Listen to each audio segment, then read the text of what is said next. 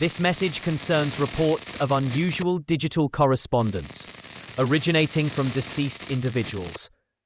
At approximately 6:45 p.m., multiple residents reported receiving text messages from a contact identified as a recently deceased acquaintance or loved one. These messages appear to come from legitimate phone numbers, containing personal details only the deceased would know.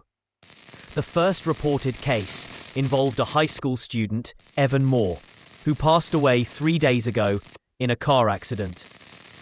At 6:47 p.m., Evan's best friend received a message that simply read, "I made it home." If you receive a text or call from a deceased person, do not respond. The messages are not benign. They will attempt conversation, recalling memories that no living system could access. When ignored, the messages repeat your name.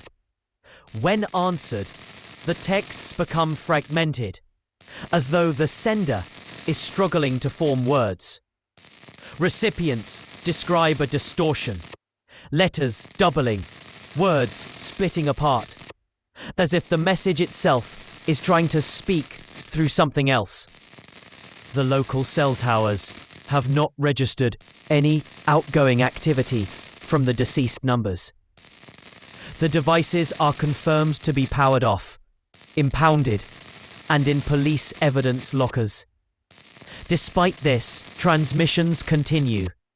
The messages now include photographs, grainy, low-light images taken from impossible angles.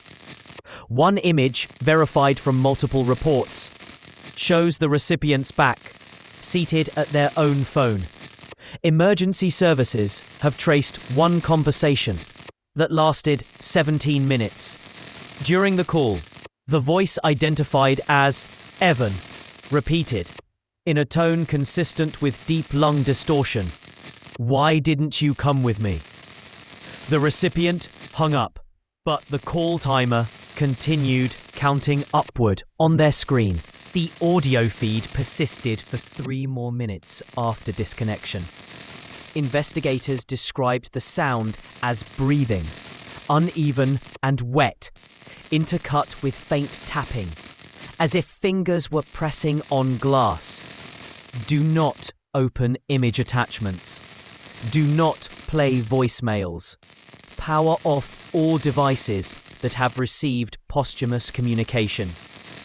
If your phone vibrates after shutdown, do not touch it. Remove the battery if possible. The vibration is not a notification. It is locating you. At 7:32 p.m., one of our dispatch operators received a transmission from an internal emergency line.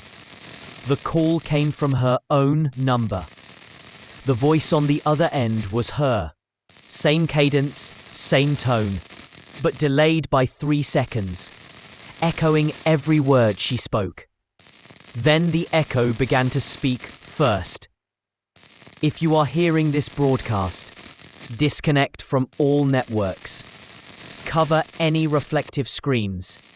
Authorities are attempting to isolate the signal, but containment has failed in 3 counties. The phenomenon spreads through recognition, through answering.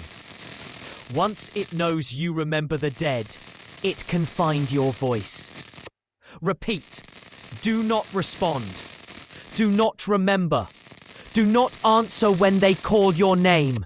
Northwood County Emergency Information Service.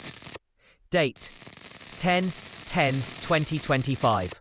Time, 8:14 p.m. This is an emergency communication issued on behalf of local law enforcement and the Northwood School District. Please remain calm and listen closely.